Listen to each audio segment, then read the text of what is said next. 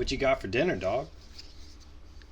I got some some chickpeas, some Brussels sprouts, and some rice. Nice. Little plant-based meal. It's a proper little snack, dinner. Mm-hmm.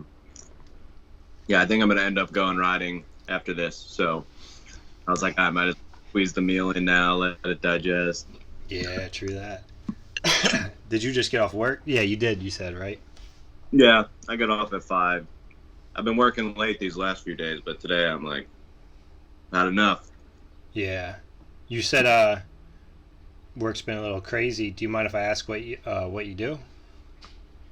So I'm like quality control for commercial lighting projects, I guess.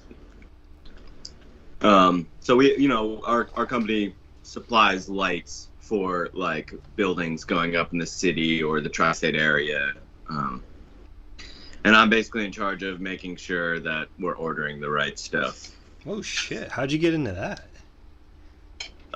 It was the first job I got out of college. Really? And I've just been here. Yeah. So you've been there for a while. About 6 years now. Holy shit. Mm-hmm. Well, where did you go to college? University of Delaware. I think you're I grew up on Long Island, so I was stoked when you had the Denny podcast go up. I was like, no way. Hell yeah. But yeah, that's kind of like entered the whole this area's scene and whatnot. So I started going to school in Delaware, started coming up to Philly and whatnot. Right. So where are you originally from? Long Island. Long Island. Okay, gotcha. Awesome. About an hour from the city. Say that again? About an hour from the city, New York. Right. Damn. So did you ride a lot of trails growing up and shit like that? Yeah, for sure. I mean, when we could, I had a couple friends when I turned 14 or so, or 15, they kind of started taking me under their wing and bringing me out to the trail, showing me how to eat shit and tackle it. Yeah. Damn. Would you say transitions your the first thing you kind of learned? I mean, it started with little dirt bumps, Mm-hmm. There was a baseball field where I played Little League, and there was in between two fields, there was this tiny little sliver of trees, and people had built just little 2-foot jumps, but at the time I was looking at them like they're huge, and so that's the type of stuff I started out on, that and building trying to emulate that in my friends' yard and stuff. We'd build little jumps, practice one hand and whatnot. Then and then I started skateboarding, and that's where street opened up in my mind. Where, oh, you can ride this stair set or this curb in my town. And then I was riding my BMX bike all around with my skateboard, and eventually just ditched the skateboard. I was like, I could do this same stuff without having to lug this thing around. So. That's what's up. Yeah. Well, I'm thinking of the first videos that you might have been in. I'm not super versed in Jeff Purdy past. I'm trying to piece it together here, but I think it's with the DNS guys. Is that right? Is that your thing? You made a video? Yeah. If we're talking first videos ever, BMX videos I ever came out with, I came out with something when I was 13 or 14, and it was on the come up and had all this hate on it. Really? Yeah. Well, it's a good thing the come up's gone then, I guess. All that hate's gone then too. It was kind of fun. I'm pretty sure most of it was people that were around me that were just trying to get a rise out of me. They did it to this other dude who ended up he got really pissed. He sent this angry email to Adam22, and then Adam22 posted the email on the come up. So wow. All right, these dudes are just trying to get me pissed off. I'm just gonna let it roll off, Wow. So your first edit was, substantial enough that it got posted in general. Yeah, it was like I think they had like the reader videos back then. They would like post those every now and then. Yeah, they post mine under that. That's sick. Yeah, it's silly. And then me and my friends, I don't know. I met up with these dudes who liked filming and making like weird edits and stuff, just like throwing it on YouTube. Didn't really know what we were doing or anything, but And yeah, when I was go ahead. I'm sorry. like probably like 15 or so, we were starting to get real into that and just trying to go out, find spots, film stuff, whatnot. Because there were older kids and stuff, that we looked up to that were doing the same thing. So we're just trying to emulate that essentially. So, I guess to put the pieces all together, do you know what year you started riding, or like what kind of came out around the time that you started riding? I just love having like a timeline of how people get into this shit. So my best friend, who grew up 2 houses away from me, is who got me to ride a BMX bike. And he had like, I'm trying to think, he had like Criminal Mischief and stuff like that. All right, nice. But that didn't have like a huge influence on me, so I watched it like maybe once or twice at his house. And then my first video was Shadow the Calling. I don't know if you remember that one. Yeah, was that the one where everybody gets abducted in the beginning or some shit? Yeah. Wow. Your first video. Wow. Yeah. I'm getting too old. Fly Uno came out when I was pretty young. Nice. FBM Half and Half a buddy had. We watched that a lot. Oh, hell yeah. Yeah, the bunny suit. We're stoked up. Wow. But yeah, I guess like the come up was like coming up. No pun intended. But as I was like starting to get into riding for real, so most of what I was watching was on the internet. Right. But I did have, a handful of DVDs and stuff here. Dude, I remember when I used to watch every single video that came up on the come up and like try and catch up eventually. For sure. I kept up to date as much as I could. I mean, I kind of miss it because it's like now everything's so scattered. It's like just falling through your fingers, kind of. It's almost overwhelming the amount of content that's out there now. It's like, I don't watch videos consistently like I used to. Maybe, I don't know, for probably multiple reasons, but right. I'll try to like, when I see ones pop up, I'm like, oh, I gotta watch that one. I'll like save it in the watch later on YouTube, and then when I'm in the mood, I'll just like go through all of them. Yeah, you gotta find time. You gotta be in the mood. Right. It takes a lot now to like ingest shit, For sure. I just like I got to the point where I wasn't watching any edits unless it was like a really big name. Not because I'm all hoity-toity at all. It was just like I didn't have time, and it was like unless it was something crazy, then maybe I'll go watch the Fiending edit or whatever. But right. Lately I've been trying to make it a point to watch more videos, and also like I have like an exercise bike in the house, and I kind of do like a little bit of workout, and nothing crazy, but I noticed that how like when quarantine hit, there was all these fitness apps that came up where you can stare at other people working out and you can work out too. I guess like Peloton. I don't know. I watch like YouTube workout videos, but exactly. I know what you're talking about. So I started watching bike edits while I work out, and I'm like, you know what? I find the time passes a little bit better, and I feel more encouraged to do this workout because I'm like, fuck, that guy just did that rail. Let me just work on my knees some a little bit or some shit. Right. So I started for another few minutes. yeah, trying to find time to like squeeze in watching edits because it's like, I mean, I'm in my mid-30s. Clearly, I'm into this. So it's not like the videos are here to encourage me to be into it. It's more like I got to find what I want to watch to keep the stoke going to go out more than anything. Yeah. 100%.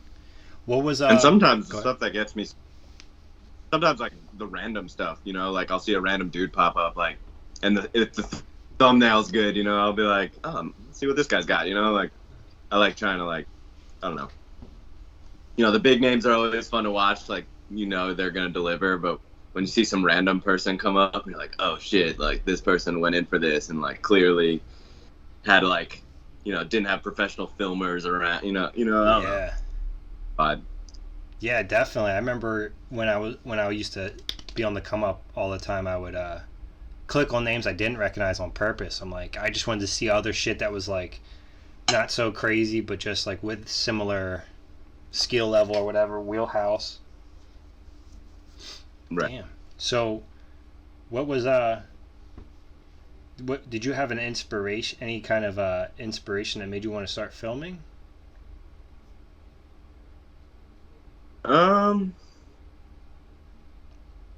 I think just the people around, like, my local town and stuff that were filming that, and like the videos I had obviously made me want to film stuff, but like seeing other people that were like, you know, a couple years older than me doing it, like putting out cool stuff on YouTube, was like, oh, like we could do this too, you know, like. Mm-hmm. So I think I had like a little handy cam at some point. I never made anything with that, but then I met like friends who had made edits and whatnot, and so we just started getting real into it. Yeah, I'm looking up DNS BMX on YouTube, and I'm seeing videos even 12 years old. It's kind of crazy. Yeah, and So- that was like we started that when I was like 17 or so. Wow. So, where could I find the earliest Jeff Purdy footage if I look up DNS? I mean, what is DNS even? Like, what's the? That's like our little crew that start like that. That was our crew that was a major push to, like, we wanted to make a DVD, you know. So before that, I was like, I had friends that were making like edits and stuff, and some of those friends like moved on or started doing other stuff, and like I reconnected with my friend Jesse, who got me into riding. For a while we weren't riding together because I had my parents were pretty strict, and like, not that his parents weren't strict, but he was like definitely breaking more rules than me. Really? And taking the train to the city and like just traveling all over and stuff, and so we kind of weren't riding together all that often for a while. Mm-hmm. We were still friends and whatnot, but he was off doing his own thing. And then at some point, around when I was like 16 or 17, we like started to reconnect. We're like, oh, we're both like still this into this BMX stuff. Why aren't we riding together? And from that point on, like we had like a couple other people that were real into it, and Jesse bought like a GL1 or something. And he was like, all right, it's on, let's do this. Nice. And we're all on board. I kind of wanted to pull up. I don't want to embarrass you. I mean, I think you're pretty good at bike riding, but I'm finding some crazy old shit with your name on it. That's what I'm saying. There's a catalog. I'm seeing Jeff Purdy BMX. It's 14 years old, and it has 2,000 views. It's under a minute long, and it looks like it might be from Woodward. Oh, okay. I think that's actually my first edit ever. Really? I think we should pull that up. Yeah, there's various footage of Woodward and like my parents' driveway. Yeah. Holy shit. Dude, you were hopping high as a young buck, eh? That was like the whole thing. Like everyone was trying to like find the next highest ledge to ride. That was my little box show me and my dad built. Dude. The Indian Giver. Wow. First time going Woodward. Dude. Wow.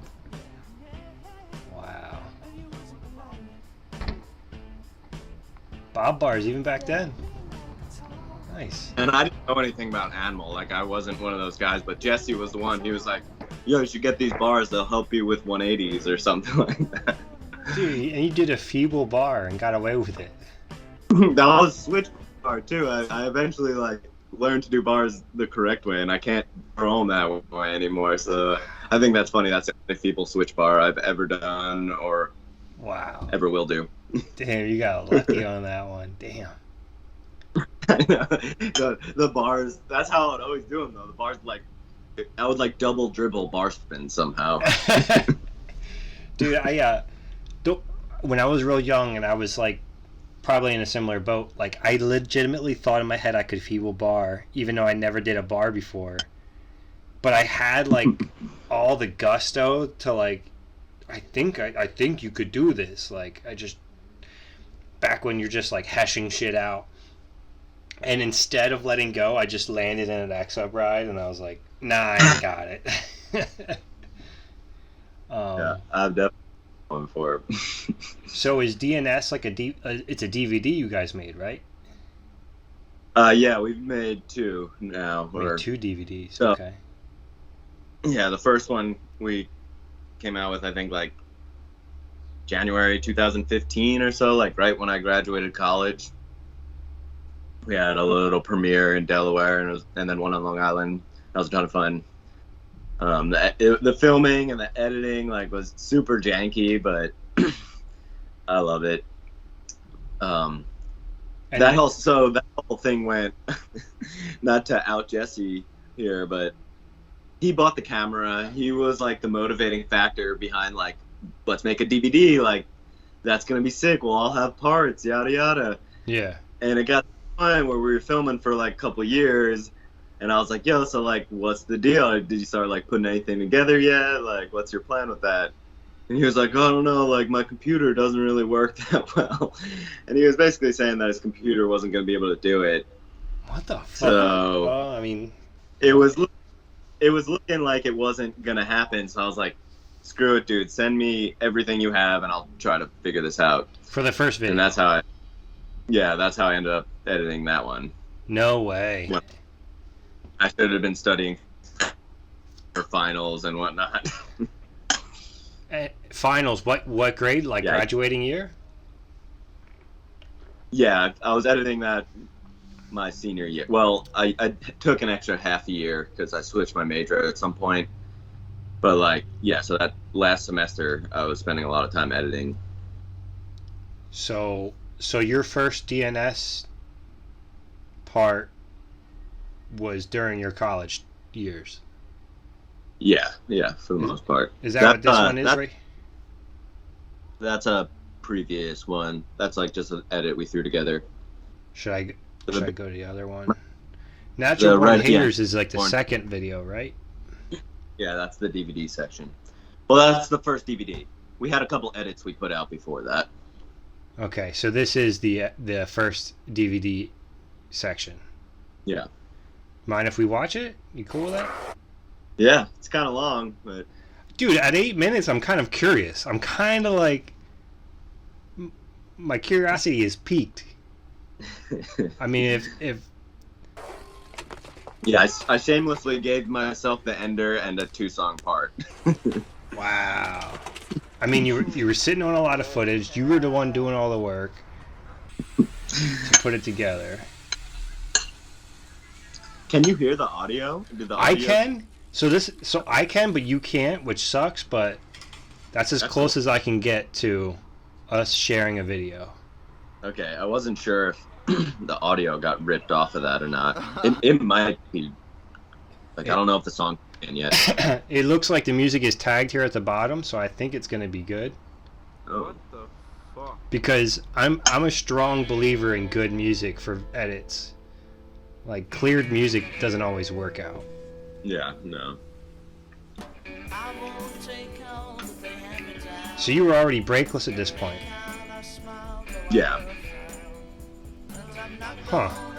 So you went from that little Grom to this shred machine already. That was a nose bonk turn down? Yeah. Were you incubating at a skate park or something? Like, where? Been riding whatever I could.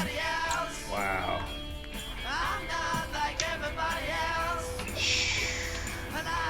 So you had a free coaster on already too, or some of the clips.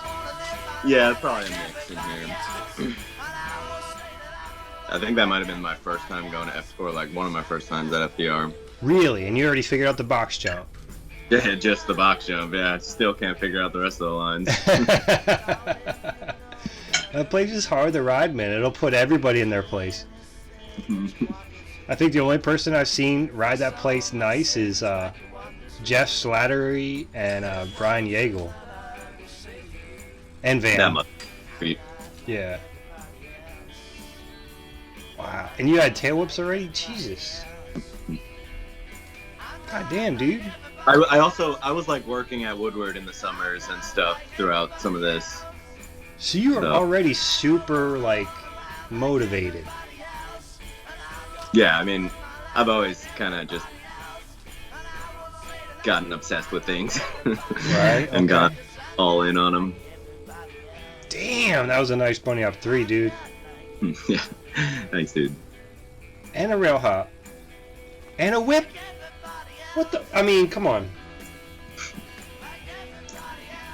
So, I think there's a person from the DNS crew that orders shit from time to time. I apologize, I forget the name.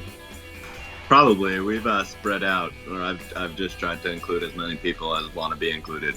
Cool. I mean, that's very cool too, you know, like... I always wanted to do that with, like, every video has always been, like, whoever's around gets a clip, like, it's not a big deal. Yeah. I mean, the glitch is very artistic. So much footage got messed up on this one. There was at least one tape where I had to like perform surgery and like I snipped because it unraveled while I was trying to capture it, and I knew there was good footage on there. No. And I ended up, I guess I like found someone on YouTube how to fix it, and I snipped the reel and then like used Scotch tape to tape it back together, and it worked. No way. Yeah. Damn. Did you have any like computer issues with dealing with all this? Because I imagine you're capturing a tape, right? Like, so you have to watch every clip. Yeah, it was a pain in the ass, but I think the computer held out. I had to like use each time I've worked on these standard definition videos, I've had to use a different computer to upload the footage and then transfer it all to my computer that I edit on. Right. Different ports and all that bullshit. You need the firewire, whatever. Yeah. I don't even have a connector to what my GL uses anymore. Yeah, it sucks. Jeff Purdy?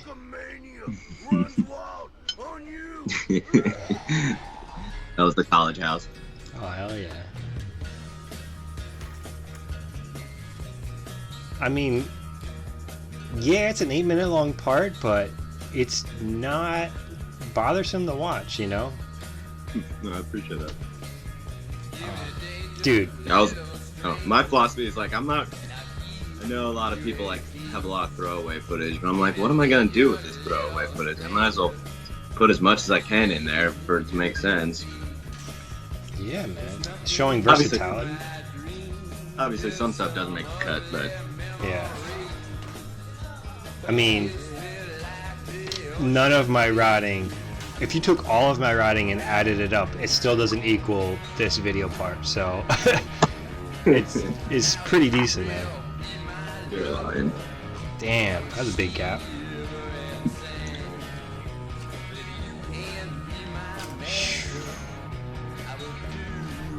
Wow. You weren't scared enough. I mean, you still aren't listening. I've definitely gotten more scared as time goes on. Yeah? Yeah. I definitely cared a lot less in these days. Wow, crank arm the bar. Wall ride 3.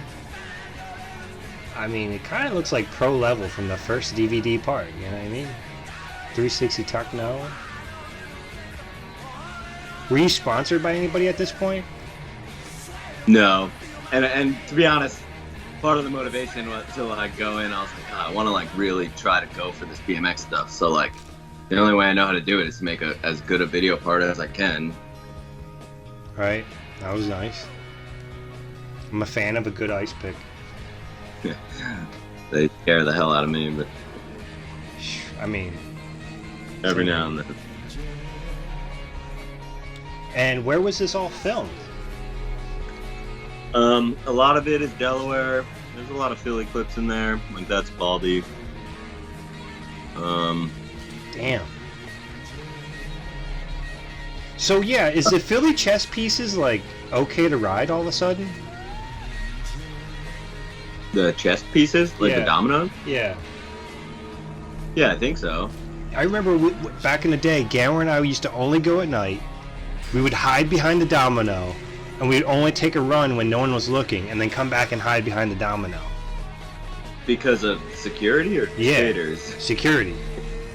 Security, I don't know. It's kind of rare that they come through. Usually I show up and there's like 20 skaters already there, so they're more likely to yell at you than the security. Wow, so it's kind of open now. Yeah. That Tucknell 180 was sick. It's, I have heard that they might be getting rid of it soon though. So Maybe that's Get why off. they're okay with it. Yeah. Do you remember like when Edwin jumped on the big pad and like maybe did a 3 or a bar to the smaller pad or something like that? It was in a I think so. magazine. Because I remember once that came out, I was like, everybody wanted to go there. What the fuck? You mangled off a roof? That's pretty fucked.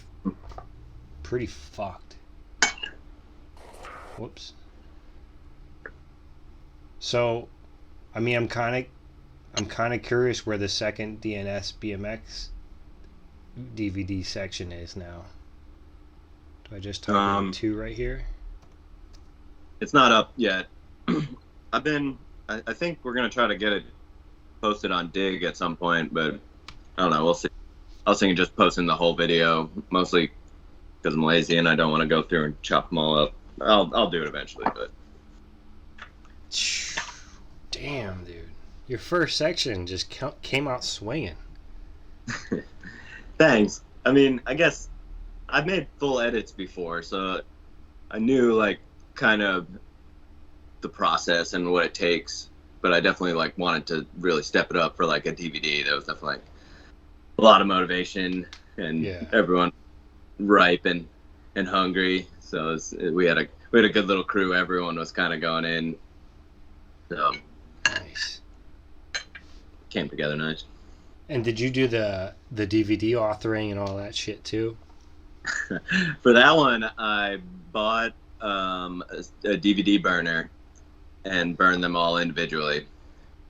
Wow. It took forever, and then they were just blank DVDs, so we Sharpied on all of them. We like drew on each one, so each one's unique. Yo, are you familiar with what's his name? Sorry, I'm forgetting his name. Dave Crone and Brian Histan? Yeah. Are you familiar with the Yo Guy DVD that they made? I do remember. I've seen the Yo Guy DVD. I've never seen the actual DVDs though. The top half just said Yo, and the bottom half said Guy. Like it was literally somebody with Sharpie just wrote Yo a gajillion times, and the bottom half was Guy just written a gajillion times. Each one was Sharpie. Yeah, I couldn't imagine. Yeah, I love that. I mean, whatever you got to do, man. That's cool. Fuck. Yeah, I wish I could see some of them. Like, if anybody's watching this and has a copy by chance, send me a picture of whatever the imagery on the DVD is. Hell yeah. So, what was did you get like some steam after that part came out? Did anybody approach you, any bike shops or anything? Like, kinda, sorta. I mean, I don't think anybody really like saw it that could have hooked me up, but at that point I was like, okay, well, like I put this video part out, I'm proud of. Like I know I could bring value to I could do something, you know, like I could pursue this in some way. So I was honestly I reached out to Dan Conway and like basically asked him like, how did you get to where you're at? Because I want to like try to pursue this path, but I have no idea where, you know, like what to do, how to do it. And he kind of like hooked me up. I talked to, I'm not sure if he put me in touch with Van or something, but Van was gonna like try to help me, and Van like they were gonna get me a fit frame or something, and then I had met Ben Ward at GT at Dan's birthday party, and I really didn't get like attention until Street Series when I did that whip over the rail, and that's when. Well, I guess Dan took me. That's a lie. Dan took me on some daily grind trips, and eventually, you know, they were just like, "Yeah, come on the team and film a part or whatever." So that's how I ended up filming a part for rerouting. Right on. But then after I did that whip at Street Series, that was like my 15 minutes of fame on the internet or whatever. Wow. And so Fit and GT both kind of came at me offering to hook me up at the same time. Wow. And I ended up with GT because I had a good conversation with Ben, and you know, it seemed promising. So yeah, and you're friends with Dan, and it kind of makes sense. Right. Yeah. Right. Wow. So I guess you're probably stoked on the Ride PA poster we did then too, right? Like, I think we did that poster where I think you did the rail hop whip. Oh, I have it framed. Yeah. Awesome, dude. I'm so happy to see shit that like shit that I have a hand in. Sometimes I'm like not sure where it goes and if anybody gives a fuck. I mean, a lot of the shit I do I feel that way about, but I'm stoked that like, you know, each little thing kind of like helps somebody somewhere keep the stoke going, you know. I was definitely real stoked on that.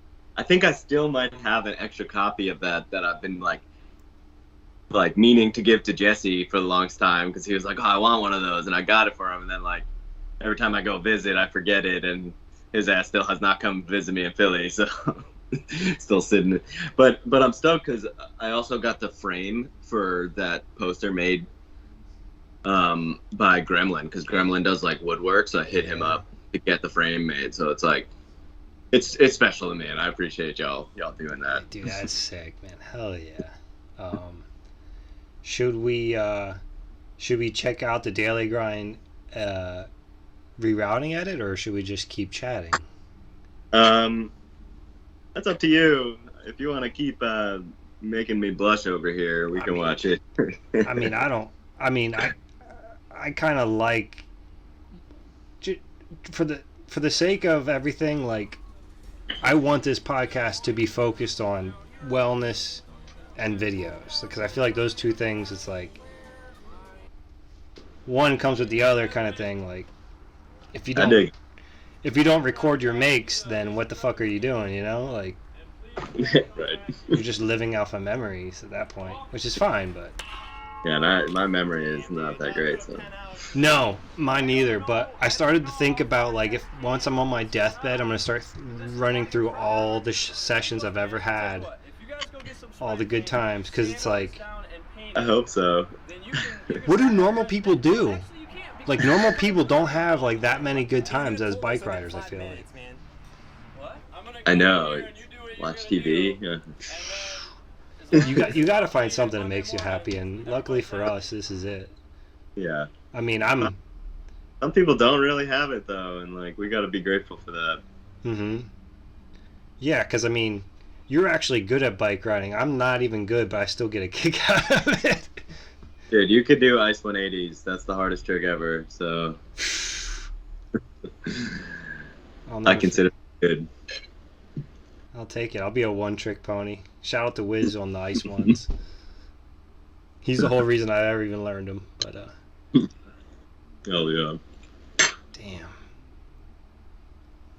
So I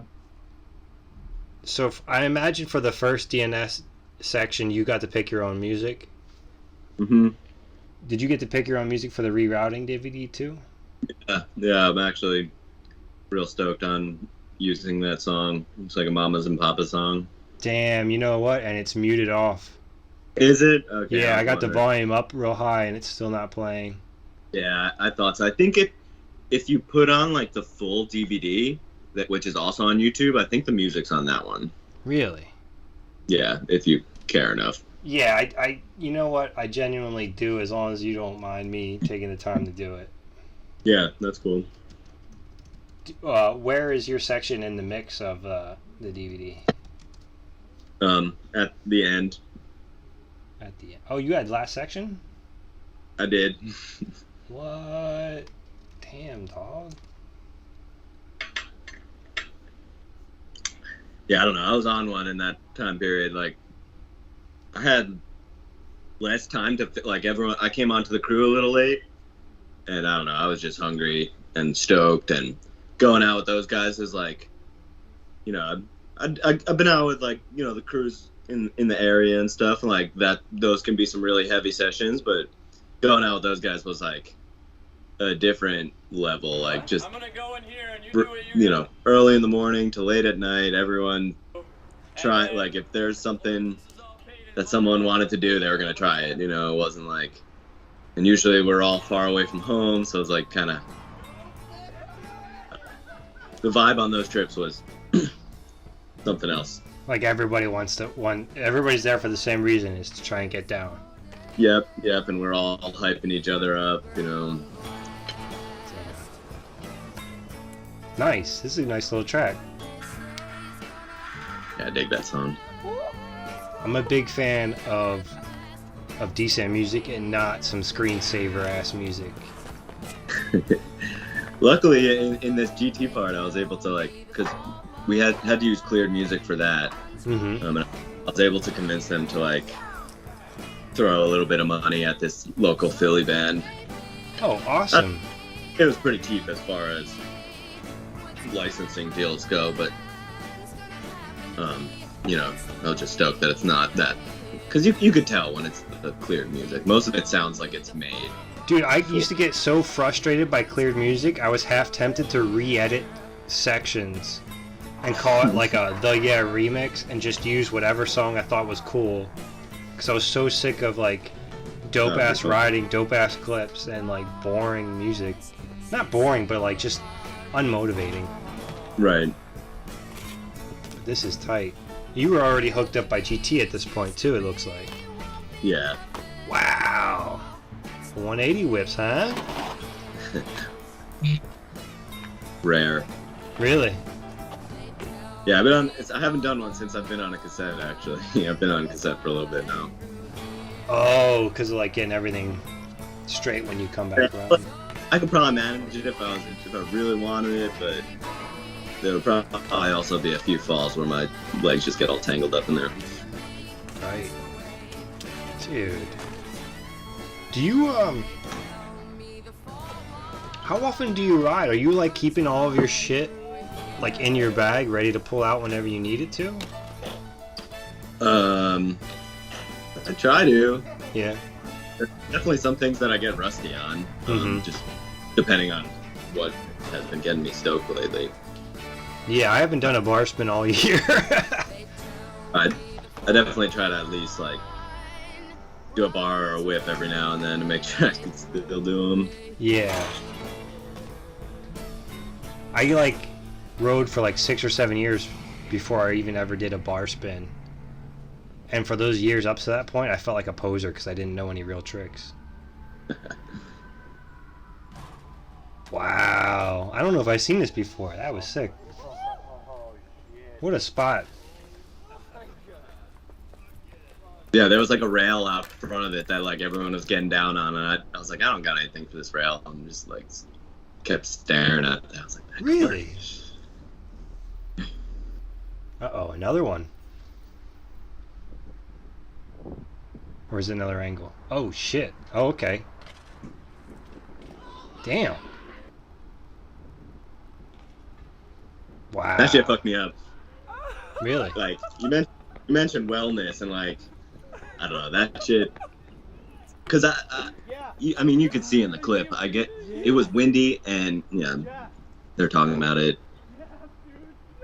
It was blind. That was like something that was on my mind for years. Really? Everyone was down, and I was like, this is like when I gotta fucking do it. Oh shit! The beer showers too. Fuck yeah, dude. We rolled up.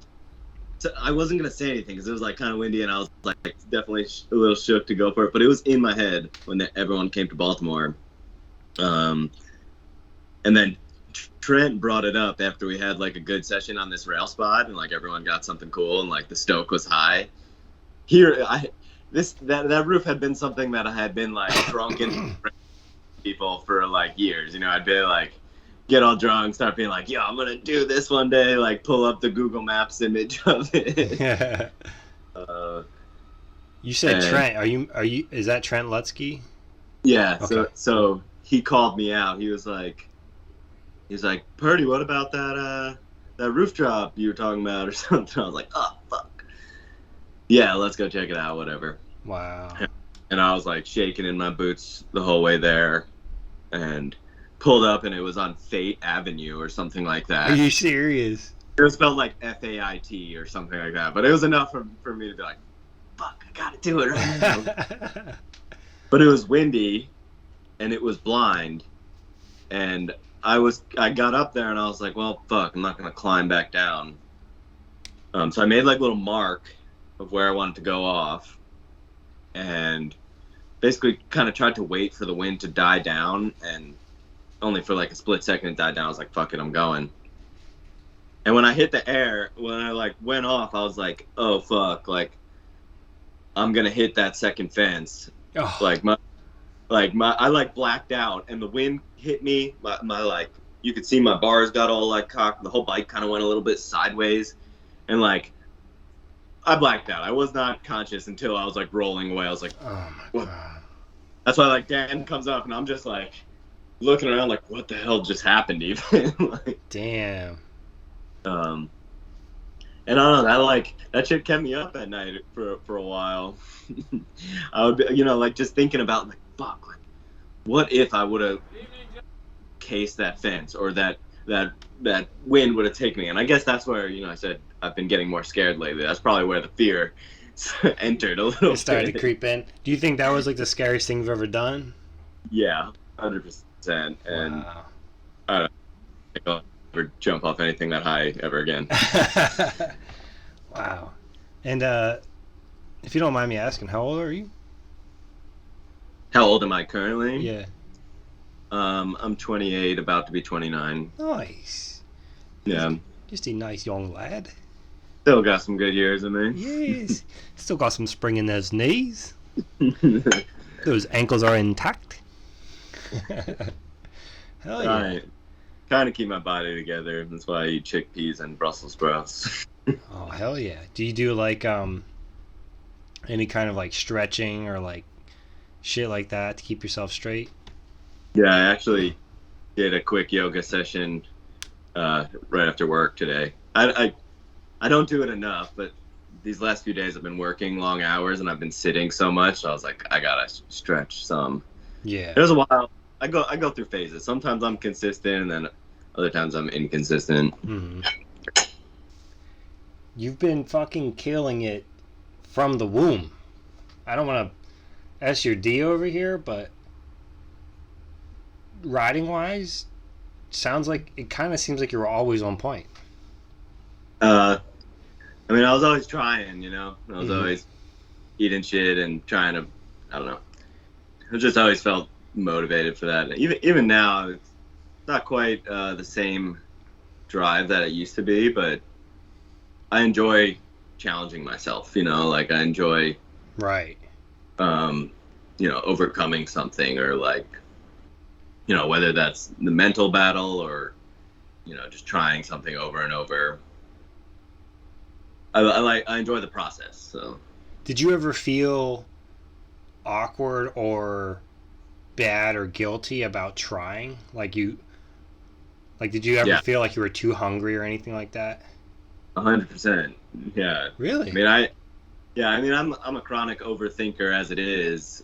I definitely always worried about what other people thought about me and my riding.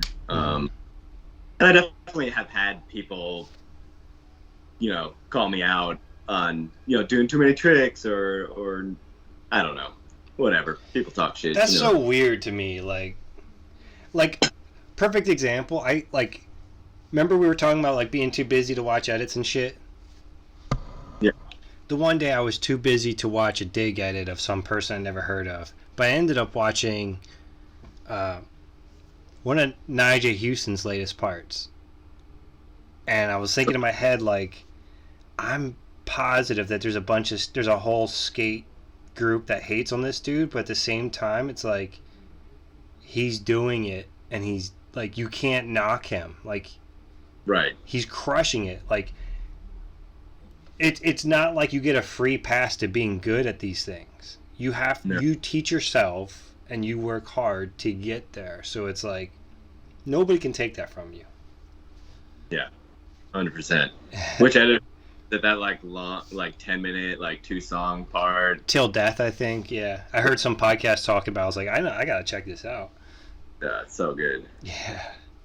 I really want to get into the new GT video, but I wanted to double back and see what was your most recent edit or video before this, or what's your most recent thing that's out currently before your new shit drops? The DNS DVD, the second one was the most recent one. We dropped that last year. Oh, really? Yeah, we had a premiere and stuff. That was fun. Fuck, where was I? I should have bought one. Yeah, I think they're all gone. Damn. There might be one laying around somewhere. Fucking burn me one. Does BMX MDB got one? Yeah, they do. Damn. Yeah. So they got it uploaded? I guess not. Or wait, no, maybe not them. Hard Copy BMX has Hard one. Copy has one? Nice. Yeah. Shout out to them. Yeah, that guy's sick.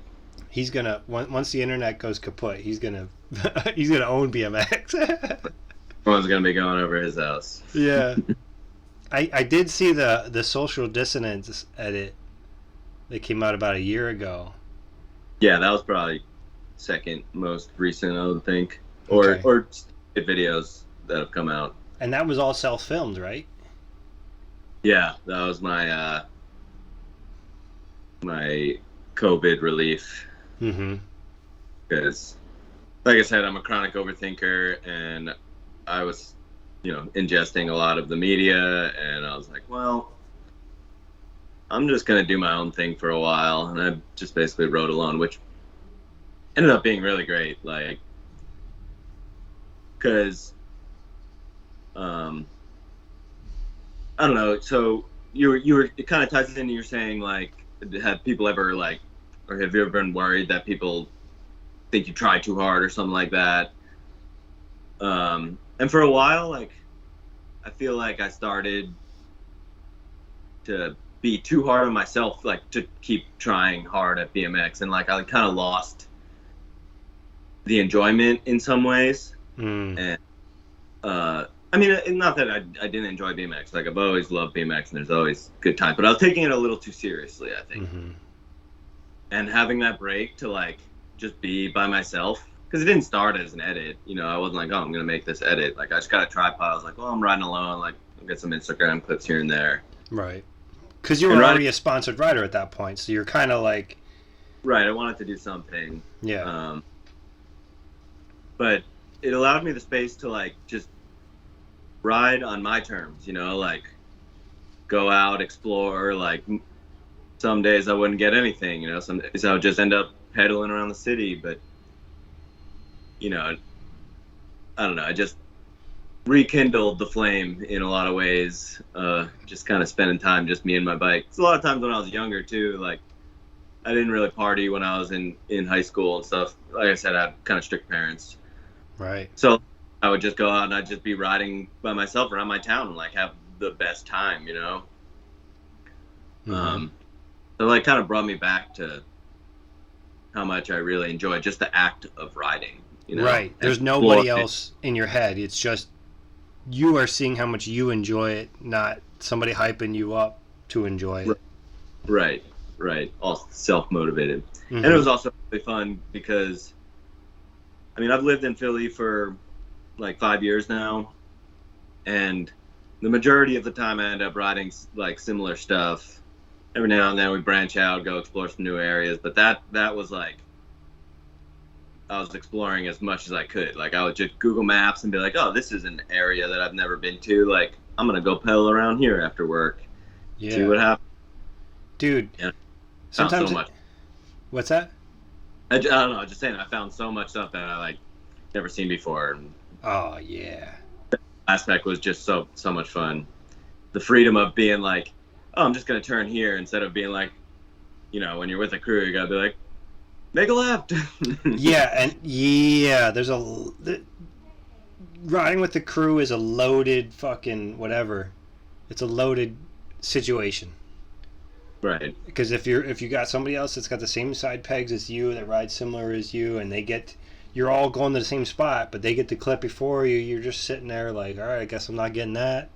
Right. Not getting that. He did that the other way. All right, so yeah. You know, sometimes I think back, like my life has had a lot of zigs and zags, and I moved into Philly right after Wide Awake Nightmare, but before everybody, like all of you guys, moved there, which bummed me out because like it was like as soon as I moved away, like the scene popped off again. Like I moved in, and people were like, "Oh, so and so did that here. That so and so did this here." Like it was like everything was from yesterday, and nothing was happening currently. And then I moved away, and then all these people move into Philly, and I'm like, "Fuck! I wish I would have stayed." Damn. I hear you. It does come in waves, though. Like, I don't know. Even in my experience, I don't know. Just different people end up, you know, coming through, and you got the usual people that you see, but I don't know. There's been definitely ups and downs with the scene here too. At least from my perspective. Mm-hmm. Do you live close to the Paynes Park? Because Yeah, that also popped up after I moved. Oh, really? Yeah. Wow. FDR was the only thing that existed. FDR and Temple Banks, and that was it. Wow. That was no, it. Parks. It's good like 5 or 6 now, I think. I have 3 skate parks that I can pedal to within like 15 minutes or so. Wow. Yeah. That's tough. And I'll probably end up at Paynes tonight just because lights are on and whatnot. And it's easy. Mm-hmm. Yeah, that's awesome that they have the lights at night. Yeah. I'm sure it's like when you're riding with a crew and you're trying to get clips, no one wants to go there because they're afraid everybody's going to get stuck there, kind of thing. There's definitely a lock that happens there. You get Paynes lock. Paynes lock, I like that. Yeah. When I first started coming to Philly regularly, when I first got my job here, I would bring my bike in my car and then like change in my car into riding clothes and pedal to Paynes like every day. And my whole goal would be to like get some people motivated to go ride street instead of staying at Paynes. And I was probably not successful more often than I was successful. And that's probably exactly what the city wanted to happen. Right. For sure. Yeah, because Philly's got spots galore, absolutely. Yeah. Everywhere. Yeah, and like when I lived there, we were trying to film like the basis for. I'm going a little too far, but the basis for the Fucks With It DVD started when I still lived in Philly, and I remember like we were riding all over looking for all the spots, and then when all the chocolate truck footage came out, I was like, oh, we didn't find shit. Like there's so much we did not find. Yeah, it's endless. There's so many areas that like, you know, you just 90% of people don't get to, and that's like definitely what Chocolate Truck does an insane job at. It's like they covered like every corner of this dang city, it seems like. Yeah, like I used to take the train to like different parts. I had a couple different jobs in Philly, and had to take trains, and I would see spots, and I'd be like, oh, I gotta come back here, but I'm gonna literally have to take a train ride specifically to go ride this, unless at the time I didn't have a car. But do you have any clips in the Chocolate Truck video? I have one. Oh, cool. Yeah, a good little session. I don't ride with those guys all that often, but friendly with most of them. Mm-hmm. Are you in South Philly or West Philly? I live in West Philly. Right. Dude, there is. I feel like West Philly is like where it's at because I feel like the terrain isn't so ran over, and it's always developing, and it's kind of nice. Like it's always kind of like something different to look at. Oh, yeah, that's one of my favorite parts. The city's always changing, so like you can ride down the same block you rode down a couple weeks ago, and all of a sudden there's a new pole jam or there's a new up or it's always evolving. Makes it fun. You know, like legendary spots get torn down, but then like new stuff pops up. So it's part of the nature of it. And especially if you saw that spot getting built before maybe even the handrail gets put in, you get to like get first dibs on it before it even becomes like a thing with knobs or whatever, you know? Yeah. Sure. Do you remember shout out to Navaz here when we're talking about Philly based stuff. Do you remember I do not remember which video it was from, but it was like a sprocket with a chain. It was a sculpture of a sprocket and a chain. I think Tom White or Rat Kid pole jam it. Yep. I remember pedaling past that for the first time and was like, no fucking way. I thought that was in Spain. Like I think that's like Fishtown or something like yeah. that. I think Nicky B might have had a clip on that too. I think he might have hopped into it. Definitely. Yeah, it's right there. It's like, wow. Like I used to live right off of Broad and Spring Garden with Ganware. Okay. So it was like just north of us a couple blocks, but it was like we didn't know about it until after the video came out. Wow. Yeah. That's a good central location to live at. Oh man, it was one of the best. Up on the Broad Street line right there. Yeah. We used to ride that school that had like the metal benches that kind of like I don't remember what they're called. But I used to love those things. That spot's changed too. It's like kinda still there, but benches might have got moved out, and there's like plants, like trees there. So I don't know. Wow. It's not as good as it was. Right. So should we check out the social dissonance video, or should we just move on to this what's going on with this GT video you got coming out? Your call. You're driving this ship here. I'm down man. for. I mean, I don't mind. If you have time, I don't mind watching this social dissonance edit once more. Yeah, let's do it. All right, cool. If anybody's listening that is cringing at me, I'm sorry, but I'm a big fan of bike videos, and I just wanted to see what's going on here. So, were you able to edit this yourself, or did you? Yeah. Okay.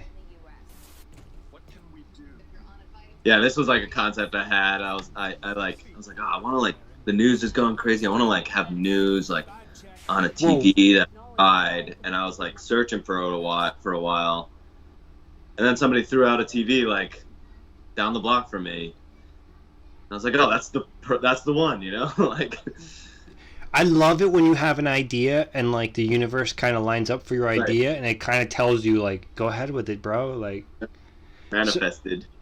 So we're like 19 seconds into this. I got it pulled up here, and you have footage. I'm imagining that you imposed that footage there, but you hop over it. Did you have to like rotoscope yourself out?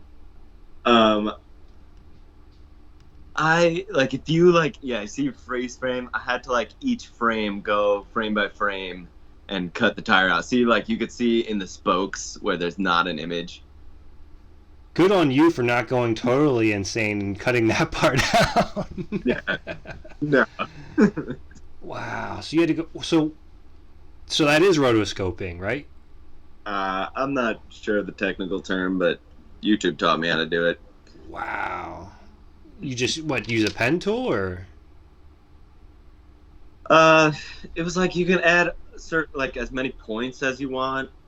And you can like move around it's basically a cropping tool for each frame. Wow. Props to you, man. I'm always trying to figure out how much shit I can edit before it even gets to the editing bay, like pre-process editing. Oh yeah. Doesn't always work, but I'm a big procrastinator, so everything ends up being last minute. dude. Did you? I mean, 8,000 views. That ain't nothing to shake a stick at.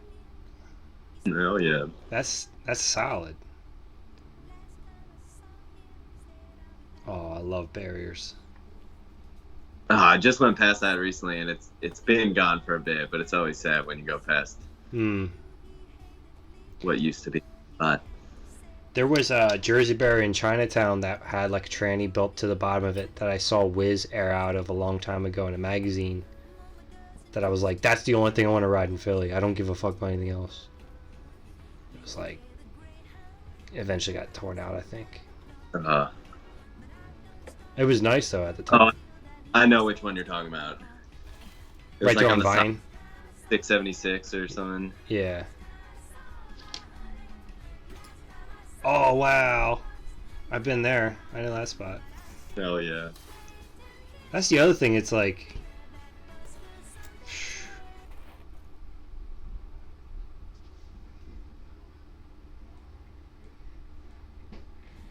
oh, you got cats?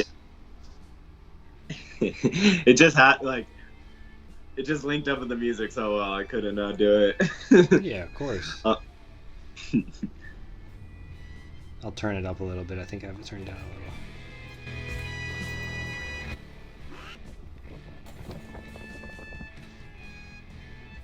So, for bike setup, are you plastic pegs? Yep. Plastic pegs, plastic pedals, 2 pegs. Mm-hmm. Cassette currently. Yeah. Especially like street riding, it's like you don't know what's gonna grind, and if you have that much wax to really break it in. Yep. I always go ahead. More, what do you say? I was just saying it's more consistent that you'll be able to grind something. I like hard 180s, and they're really hard with metal pegs. Yeah, wow, friends, nice. I always like to say I'm a 4-peg rider, but I only ride 2 at a time. Right on. So I'll put on a metal one if I'm trying to get like the doing, get the nice ching. But otherwise, it's like I might as well just run plastic. Yeah, I've gone back to metal a couple times, and I was like, oh, there's definitely like aspects of it that are cooler than plastic pegs overall, but it's just too much work. 12 o'clock Lazy. somewhere.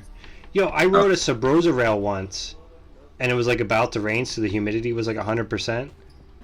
With steel pegs, waxed all the way up, and I couldn't hop on and grind to the end no matter how fast I went. And that's when I was like, all right, I gotta buy a pair of plastics. I know exactly where that is. That's right behind my old house. Oh yeah, they repaved it recently, and it's like the ledge is a little smaller now, which kind of makes it worse. But Southwest Philly, right? Yep. Yeah. Wow.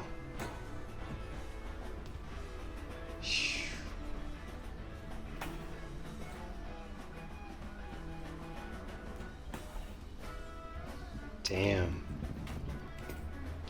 Oh wow, so that's an old clip you posted. Damn. Yeah. I thought that was brand new. I mean, see? it's That's just the as magic of Instagram. Recycle. Nobody notices. Yeah, I gotta recycle clips more. That is really impressive. I found out that was ABD after I did it. Who did it before? Respect to Dan Bob. Wow! Shout out to Dan Bob. I only hung out with him once or twice, and that night we stayed up to like 4 a.m. It was crazy. I never met the dude, but his riding is incredible. Yeah, he was a cool dude, man. He was cool to me. That one's the longest I've ever tried one trick. Really, that last clip? Yeah. The first time I went there, I was just messing around, warming up. I went to like 180 up to the ledge, and I cased my front wheel on the curb, and my forks snapped in half. Your forks did? Yeah, my forks snapped in half. So they were probably already cracked. Right. But that was the first time going there for this specific trick. and I didn't even get to try it that day. I had to walk home with my bike in 3 pieces. And then the next few times I just like either tried it until I like physically couldn't do it anymore, or like I think my phone died one of the times. And it was like, I think in total it was like 4 separate trips going there Really? and like multiple hours each time. Except for Sweating that through first. this shirt. Was that the first Manny whip you ever did?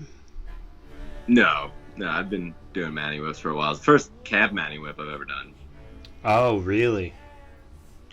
So like getting that entry into the manual is crucial to get so you feel comfortable for the rest. That's probably the hardest part, is just keeping my body lined up and not like, because your body wants to like do the 180 out, you know. Mm-hmm.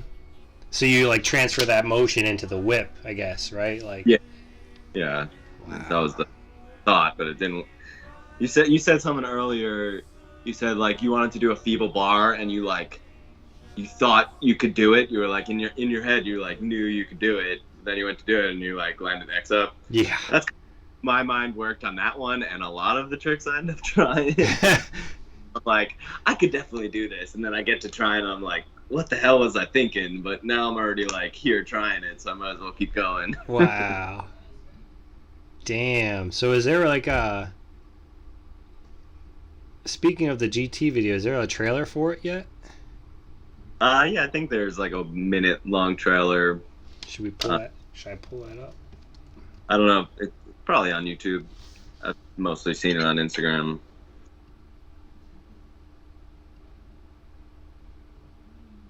One month ago. It might exist, but it might not be on the GT YouTube channel here. So you guys have been working on this video for a while? Yeah. So, it started like it wasn't like we didn't plan to make it this video until I don't know. I think like the first we started talking about actually can you film this and whatnot, and like the concept was like around when COVID started, I think, maybe a little bit before. But I had been filming this since pretty much I got on GT. Wow. They just kept telling me like, oh, just keep stacking footage, whatever. So I just kept filming stuff, and yeah. Damn. So there's a ton of different bikes in there. There's a bunch of different like versions of myself. I like looking back on it. Hey man, that makes the part that much more epic. Because, like, think of, like, skate videos where, like, oh, he was going through his all-white phase or whatever, you know, like. Right. Yeah. Speaking of, there is footage where I have the white tires. I don't know if you ever saw that bike, but I had like a gold frame and white tires, white grips. And I went to this jam, like, it was a Burke Street jam, and this lady kept yelling, white tires, because I guess she was, like, watching me or something. And that just the name stuck for a while. Like everyone was calling me White Tires really for. Damn, I do remember like the gold frame and the white tires because I think that made the cover of a Ride PA. Oh yeah, I think that makes. Got that somewhere. The most recent issue of Ride PA of all. I think you're right. Is that the most? Dude, yeah, we got to get another one going, and Percy and I have been. It takes a lot of motivation and effort for. Like you said, you don't really know if some people give a fuck, but. Yeah. I definitely give a fuck about those zines. They're sick, and I think Ride PA in general like. Gets the scene real stoked. Like Percy was one of the first ones. Like when the first DNS video came out, he was like hyping us up, throwing us up on Instagram, trying to like support us. I was like, oh man, PA scene is cool as fuck. Like. Hell yeah. Like, he keeps his ear to the ground on that shit, man. More so than I do. And he, like, makes it a point to, you know, put people out there. And it's like... Yeah, definitely huge for Percy and what he does for the scene. Yeah, because, I mean, the dude's got a job. The dude's got a kid. And he's still helping promote what's going on. And I think it's a really thankless job. But at the end of the day, it's like, Dude, you're a pillar of society doing that kind of shit. Right. And people do appreciate it, even if he might not get the direct, Mhm. views and praise and whatnot. It definitely, like, Yeah. kids that get, like, I remember my first time getting posted on PA, like, I was stoked, like, kids get stoked on that. Yeah, especially because it's like somebody else is giving a fuck at the very Right. least, Right. Yeah. But Cool. so this new GT video is coming out, and you said it's called "Can You Film This?" Is who came up with the name for it? I think Jeff Z coined the term, maybe Ben, I'm not sure, but Yeah. the whole idea is like it's an amalgamation, and I was looking forward to using that word. Just footage from different people, like, the concept's like, oh, can you film this? Like, so it's like a lot of it's bro cam, but then I have like footage from, like, Ben Thien filmed a decent amount when he was living in Philly. We filmed together. Z did film some of the stuff. Probably the most of it is filmed by Dan. Just like stuff we split up between Stink Pit and GT. Right. And then there's just kind of various sources. There's some like pretty janky footage in the mix with like some really professionally crisp shots. So it's pretty cool. And it's cool because it's like, it also reminds me of more old school video. Like you were asking about videos earlier. One of my early favorites was Drop the Hammer. Nice. And had like every type of footage, and most videos back then were like, you'd have indoor park clips, you would have trails clips, you'd have street clips all in the same section. And I always thought that was cool. And this video is kind of like that, where like I think the dude's name is James Jones, has a section. He's like a UK park shredder, and he's doing like crazy park moves in the mix of like street sections. And then the dude, it's all like the Am Riders. Then like, dude, a Goose, everyone calls him, he rides with like Leandro in Brazil. He's got like a whole section of crazy trails clips and stuff. Like, it's cool. It's like a nice mix where you don't really know what you're gonna get with each section. And then Mason got in where, like, Mason just doing all his incredible mind-blowing trickery. Yeah. So like when you say that, it makes me think of old Animal videos where Animal has like a certain, when you say Animal you think a certain shit, but like in my head I think of like, it doesn't matter what camera it was filmed on, if it was a dope trick at a dope setup or whatever, it got put in the video. Was there anybody that said like, nah, this clip's too shitty, we can't use it, or anything like that? I don't think so, because one of my clips that's in there is like, I thought for sure Z was gonna be like, no, this is too shitty. Nice. Come on, Z, I need this one, man. Oh man, he's so nice. It was a clip I was stoked on, though, so I'm glad you put it in there. Yeah, but like, it starts out all zoomed in, and the footage like all like shaky, looks like an earthquake. I think there's something wrong with that camera or something, actually. And there's been leaps and bounds. I mean, you probably already know this, but there's like this weird image stabilization shit that you can kind of apply to clips. I don't know what. I'm not a full-on video producer, so I'm talking out of my ass. But at the same time, it's like that kind of can help some things, I mean, he definitely doctored up some of the shittier clips for sure, as much as he could, I'm sure. Yeah. So Jeff Z put it together. Yeah.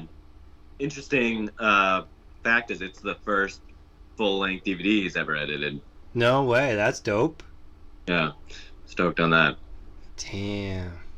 Jeff Z carrying the video on his back. Yeah. Wow.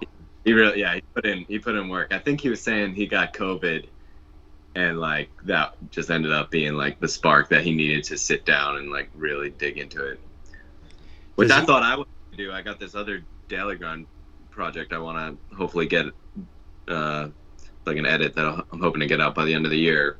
But I got COVID, and I was like, all right, I'm gonna use this time to edit. And I was just wiped. I was like, I'm not editing right now. Yeah, I can kind of really zap you. Does Jeff have a part? No, he's got some clips though, for sure. Nice, because when that Doorstep DVD came out, do you remember that? Yeah. I was so stoked because I was like, yeah. Of course, we gotta like make videos of like the A squad and the B squad and the C squad, but I love seeing the people that point the cameras getting clips too. You know, like it doesn't have to be anything crazy. It's just whatever shit you're on. So. Hell yeah. Z, I'm telling you, you could have had a whole part. That's all I'm gonna say. Hey, definitely could have. So, did you get to pick the music for this section too? Yeah, I mentioned earlier that we were using like a local Philly band. It did have to be weird, but so like my initial choice, Z had gone to like a couple, you know, me and I think like a couple other people had bands that we were hoping we could get cleared. They were like, you know, not huge bands or anything. So we're like, all right, maybe the licensing deal won't be too horrible. Right. And it was actually the band I wanted was the same band that Tom Dugan used for the Edney's video. And I'm pretty sure that was all cleared music. So I was like, oh, maybe it wasn't too much money then. But it ended up being like something ridiculous. So, but I was actually stoked because I had been listening to this band a little bit and I was like, oh, this song would be good for an edit. So had a backup. Right. That's got to be crazy to like have a song dialed in and then like change it. Or not change it, but like, you know, got to switch gears. Yeah, and I think that the video probably would have been out a lot sooner if it weren't for all the music issues that true. Right. Who else has a section that you're stoked on? I mean, I guess you're stoked on everybody, but like, who else has dope shit? Like, who's all in it? Cooper, you know Tristan Cooper? That sounds familiar. His section is a hammer. He's got some really crazy shit in there. Julian Molina's section's real cool. Oh yeah, the guy with the one leg, right? Yeah, he's got some pretty gnarly shit in there.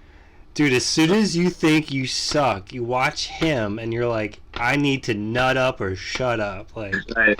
No excuses, but that man is seriously just a fucking ape. Like he's got a different level of motivation and drive like behind his riding. I've seen respect. Yeah, shout out to him. Then Mason's part is really fucking cool. Like I love seeing like dudes that don't usually film video parts have video parts. You know, like because back in the day it was like everyone filmed video parts, but now Instagram's such a big thing, and like I don't know, you don't see like banger park videos anymore or park edits. Yeah, I mean got certain guys doing it, but right. I think it's cool. Gets them in a different element. Yeah. Where you see them in more comfortable element and stuff, and being a little more creative and whatnot. Dude, you remember how many people brought up the Square One not Wide Awake Nightmare, but the Square One, I think it was Halloween tour where all they did was ride parks? It was like, there was so much buzz about it, and that was just park footage. It was like, oh yeah. To some people, they didn't give a fuck, but for the majority of us, it was like, yo, you know? Yeah. I had Rock and Roll Fools. Is Rock and Road Fools? How I think that's what it was called. I had the second one, but that was like all park, and I was like super stoked on that video growing up. Do you remember Caesar? I don't think so. Caesar Monzon was in Rock and Road Fools 2, and he was a Philly local. And when I moved to Philly, him and I almost got a place together. Oh wow! And when we were looking at an apartment together, there was like a bug on his windshield, and he went to go like kill it, and shattered his own windshield by going after like a spider or a fly or whatever, and like. Oh my god! We ended up not getting a spot together or anything, but he had he had a section in the 2x4 video, like in the friend section, but it was like a chunky part of the friend section. He was that dude that was like at FDR in the mornings that would just kill shit along with Randy Brown and Jeff Slattery, and after Rockin' Road Fools 2, he got hurt. He broke his wrist or some shit in that trip, and he kind of like dialed it back ever since. No, I'm gonna have to rewatch, and that name definitely sounds familiar. Dude, he was really good. I think he just kind of like just changed gears, kind of felt like doing something different. But what's so you guys already saw the video, right? Yeah, we had like a little like homie premiere when we were all in Richmond for whatever, the Rumble in Richmond. Right. So yeah, it's cool. I'm stoked on it. And who's got last part? Can you say? Or you're not allowed to say? You'll just have to watch. Oh, shit. Is it going to be like a DVD for sale? I'm not sure what they're doing. There are hard copies, but I think it's like a limited batch. I know they were like selling them or maybe even giving them out they did like some various premieres.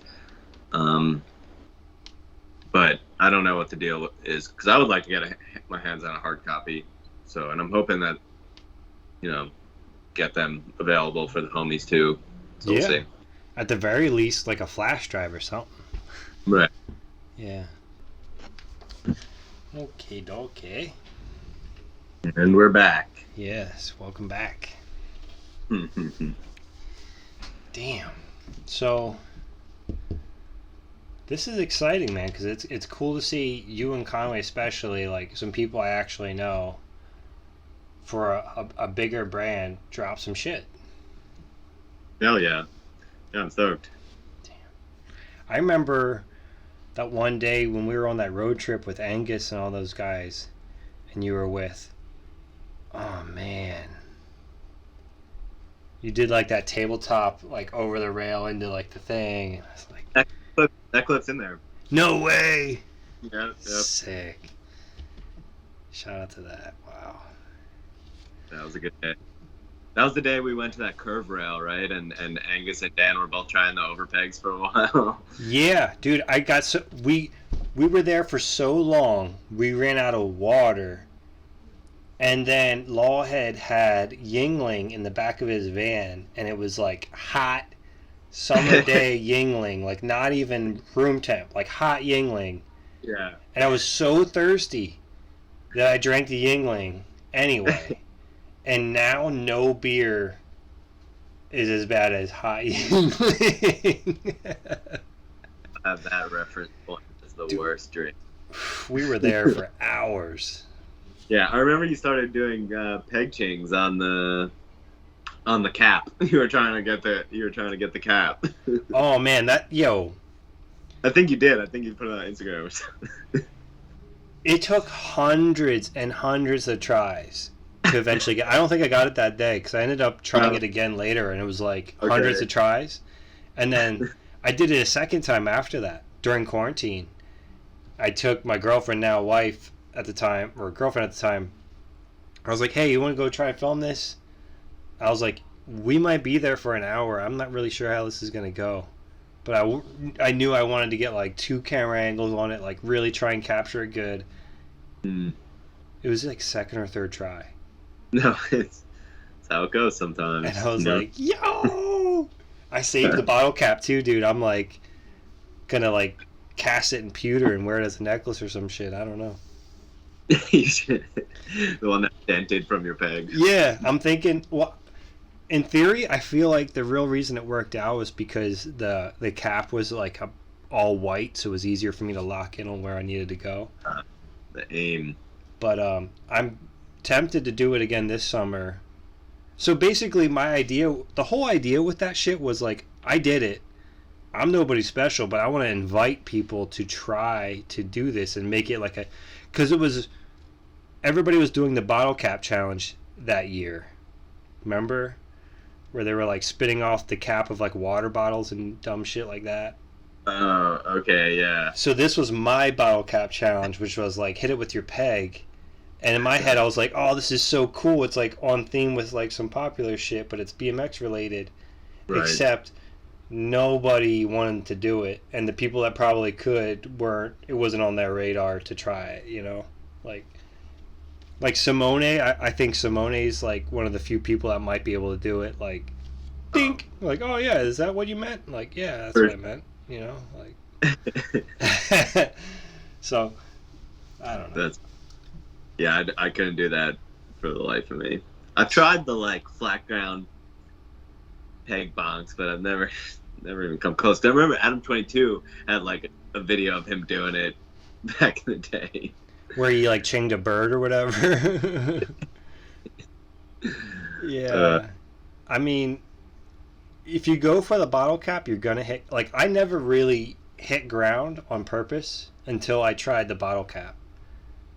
And then in that first bottle cap video, I must have hit the ground like 20 times. Yeah. And it was like, all right, well, I can hit ground. That's cool. I'll learn it one day.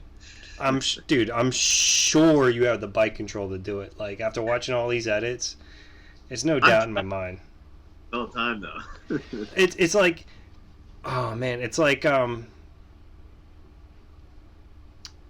don't want to get too meta. No one's gonna get this, but like, I also posted like a weird, stupid human trick where like your bike is sitting with pegs down, and your pedal is set just right, and you can just kind of like jump on your bike and it pops up. Yeah. That was like another thing that I was like, oh, I'll just take Roskelly my way onto this shit and see how it goes, you know? I love shit like that. I mean, yeah, you know, like, obviously I don't really have any legitimate skill, so I'm gonna circus trick my way around. I mean, it's not circus tricks, it's more like nib tricks, but hey. Hey man, whatever makes you smile at the end of the day, you know? Oh, hell yeah. Fuck yeah, man. I mean, I remember, like, just basically going on street missions, having metal pegs, watching everybody do awesome shit, and it was like, well, I could attack this thing with my back peg, make a cool sound, that's about it. Like, hell yeah. That's the real motivation to ride metal pegs, right? And make the noises. Do you remember, not, the first Square One video? No. I mean, I've probably seen like sections of it, but I didn't have it, and I didn't have any friends that had it, so Let me later. Let me shoot in the dark and see if I can find what I'm talking about. So, one of the things that seems to be like an ongoing theme with this podcast is that a lot of dope shit from the past keeps getting deleted out from underneath us. Of course, yeah. So like, yeah, the come up's gone. So maybe those hurtful comments and that weird shit's gone. But also, it's like the links. Like, it's not so important that the links are gone. It's like people are getting deleted off Vimeo left and right, myself included. So it's like, I tried to look up. Do you remember That's It? That 50/50 shop video that was like Tate Roskelly's like coming out part. Yeah, I remember the Mike Aiken part. Yeah, the whole video was like amazing. You're like, what the fuck? Like, hell yeah! Like, this is sweet. Well, it doesn't exist anymore. Like, how do you watch that? And unless you have the DVD. Right. That's why you need dudes like Hard Copy BMX. Shout out. Yeah, you need all the things. So, looks like I can't find this, but the first Square One video, Up in Arms, Brian Wismerski, he's riding a bunch of shit, but like at one point he's riding a mini ramp. And he's doinking on the way up. Like he was like going for an alley-oop, doinking on the way up, landing on the deck, fakey pedal, then like doink on the way down. Like, that was my inspiration, just seeing him and Nate Hansen just hit shit. Oh yeah. So that's it. I thought I could bring it up, and I can't, which is par for the course. Right on theme. Yeah, unfortunately. But, you know, them's the breaks, you know? So who else has a section in this video? Like, is it like the whole team? No, it's all the AM riders. So that like Dan and other pros like have clips. They're like little like mix clips, but it was more to focus on like the AM crew of us. So you're on AM? What's that? So you're on amateur? Yep. Just an amateur hour out here. GT better give you the bump to pro after this, homeboy. You're gonna have to pull some strings for me. I don't know how to make that happen. Dude, this is my string being pulled. This is your string being pulled right now. Jeff Purdy is pro. We'll see, I guess. That's Damn. funny. So it's more of like an AM video? Yeah. So it's like, yeah, I'm trying to think. Michael Dixon is a dude that has. He's like, I think of him because he just hit me up after watching the video. Mm-hmm. He's got a section that's real cool. He's got a bunch of tech moves. The Leaper Bros got a decent amount of footage. I'm not sure if they have like full sections because they kind of came into it probably the latest. Right, because they just got hooked up, right? Oh, Parker Heath has a banger section. You know that dude? I met him at the Mad Mike Jam, of all places. Right. Yeah, he's got a really good section. Cool. I think Chelsea has some good clips. I'm not sure if she has a full section or not. She's got definitely some good clips. I'm spacing on whoever else in it. I've only watched it once, so. Right. Yeah, if you only watch it once, I mean, your brain can only stick to so much. It's good though. It's a fun watch. Cool. It's like 45 minutes, but it goes by fast, because a lot of variety and everything. That's good. When does it premiere this weekend or? Tomorrow it's out on our BMX. The whole video? Yeah. So they've done some premieres in random place, like 50/50 had a premiere. They had a premiere at the Wheel Mill. They had a premiere at Powers. And then probably a couple. I think one in California. So there's been various premieres, and now like the full video is going to be on YouTube tomorrow on our BMX's YouTube. Wow. So should this go up tomorrow then to kind of help promote it, or like the day after or something like that? Yeah, that'd be cool. Sick, man. Well, I appreciate you taking the time out of your day to shoot the shit with me and let me chat you up about all this shit. Heck yeah, right back at you. It's been fun. Cool. Well, I hope. Is there like a premiere at Burke's or anything like that, or? No, I wish. Okay. But hopefully we get some DVDs in there or something. We'll see. Right. Yeah, because they just moved and all that shit. I'm sure they're just getting settled and everything. But there's a video premiere at Burke's next weekend. If you're not doing anything, you should come through. Is that the Burke's video next weekend? Yeah. Okay. Yeah. I thought it was going to be this weekend, and I was like, I can't make it. There's just too much shit going on.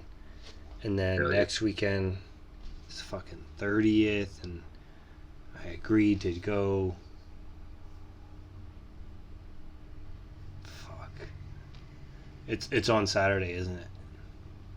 I believe so. Yeah. Damn.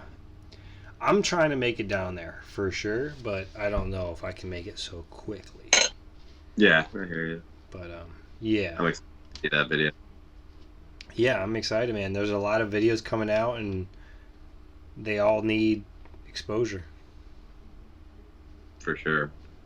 In this climate where there's content constantly in your face. Yes. You need to Yes. watch the full length, the ones that have a little more effort put into them. Yeah, I have like a note written down here about this shit. Like, basically, we are overflowing with talent and nowhere for them to go. By the time bike riders can do anything to help others, they are already out of it. All right, yeah. So that's a little bit of a bleak statement, but I feel you though. Crazy. I think about like when I was coming up, like, you know, everybody knew. I don't know. There were like riders that everybody knew and everybody paid attention to that were like coming up, that were young and stuff. Now I feel like, there's a couple, young riders that are coming up, but there's just so many incredible riders everywhere that it's like kind of hard to know where to put your, who to pay attention. There's just so many, Yeah. It's hard to. I totally agree. I saw a random name, like Dig posted some random person, and I was like, you know what? I know, like this edit's only 3 minutes long, but I kind of need to know who the fuck this is before I go any further. Because I mean, I can only watch so many feeble, under-rotated hard threes. Like I don't want to talk shit on anybody. I'm not, because I'm not that good and I have no grounds to talk shit. But it's like, I don't want to watch something that feels like something I already watched. I hear that. Yeah, you want to feel fresh and get you motivated. I mean, and even if it is the same old shit, I say that lightly. Even if it is the same old shit, if I know the person and I know what they went through, maybe I'd be more likely to watch the video. Right. So I feel like there's room for more original content. Like, almost every edit could come with like an interview, I feel like, or a podcast or something. Yeah, it almost humanizes it a little bit more. At this point, because we're all so used to like edits being just popped out left and right, it's like, it's perfect example is like Dig does like Raw or whatever, and it's like, that's cool, but I don't know if I can devote half hour, 40 minutes to what I'm not sure I'm going to get into. If I have nothing better to do, for sure I'll play that. But it's like, when you're like, all right, I got 20 minutes to kill before I got to go to bed, what's it going to be? It's tricky. It's tricky. The BMX media is tricky, and I hope that there's more podcasts and there's more websites and there's more exposure for everybody. Yeah, it's going to be interesting to see what direction it takes. Yeah, we're kind of at a crossroads, aren't we?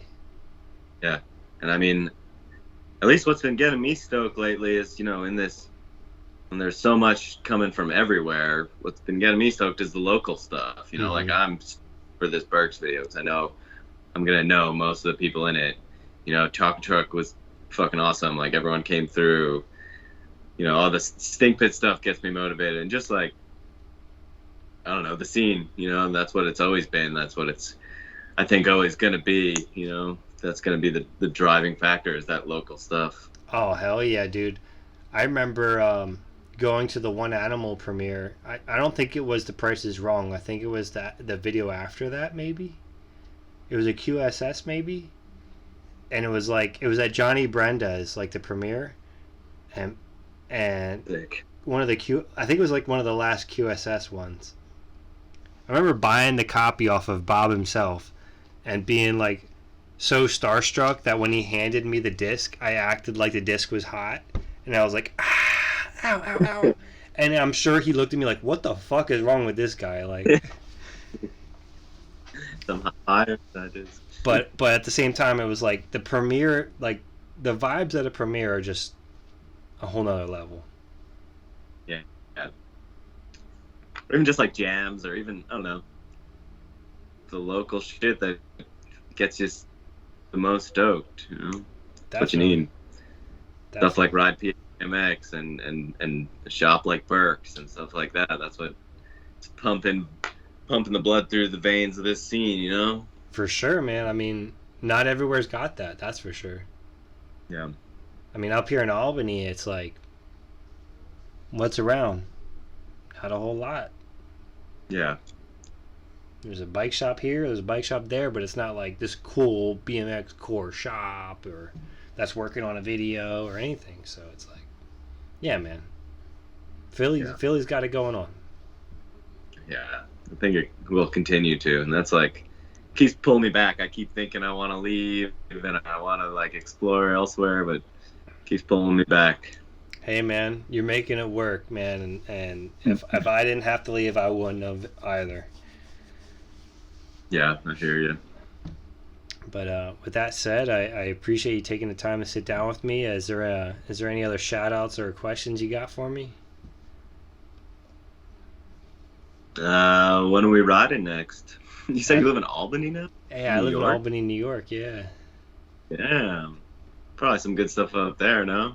There is. I haven't seen it all. My one buddy who skates sent me like it was like a DC video of all companies, but basically, you know, like I was talking about the chess pieces in Philly. I was like, how is that not a bust?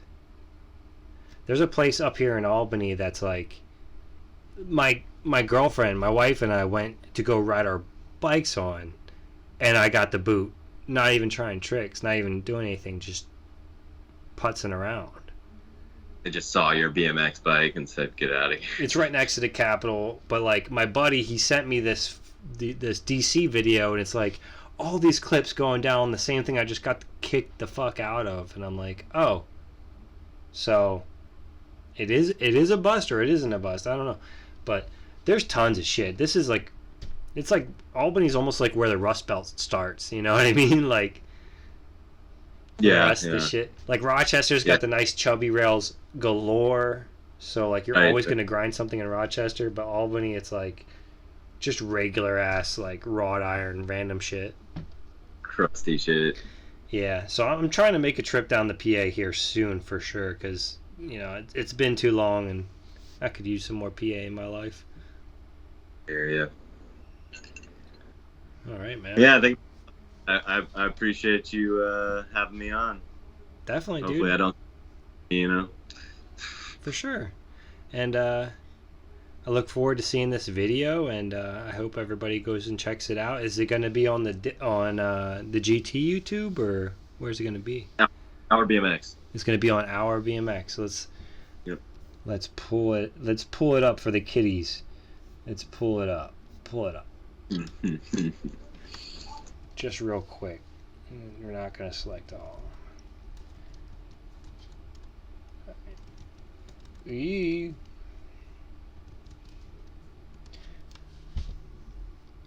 So it's going to go up on the Our BMX YouTube channel. That's right. And it's going to be uploaded all in one section or all in one clip? Yeah, all one. I think eventually sections will be put out individually on GT's YouTube. I think Very cool. Very cool. I'll pull that up too real quick, just for the sake of it. And does Tate Roskelly have a section or anything? I think he's got a couple clips, but yeah, no section. He's part of the pro team, so. Damn, dude, you're holding down the banner. I didn't have the white tires in that one. White helmet though. Sick. Oh yeah, man. All right. Well, you heard it here first, kids. Go watch the new GT video as soon as it comes out, Our BMX, and check out the sections on GT BMX Freestyle. That's right. All right, Jeff. Good luck with the session tonight, and thanks for being on. Thanks, man. Yeah, appreciate you. No problem. Yeah, have a good night. You too. I'll talk to you soon.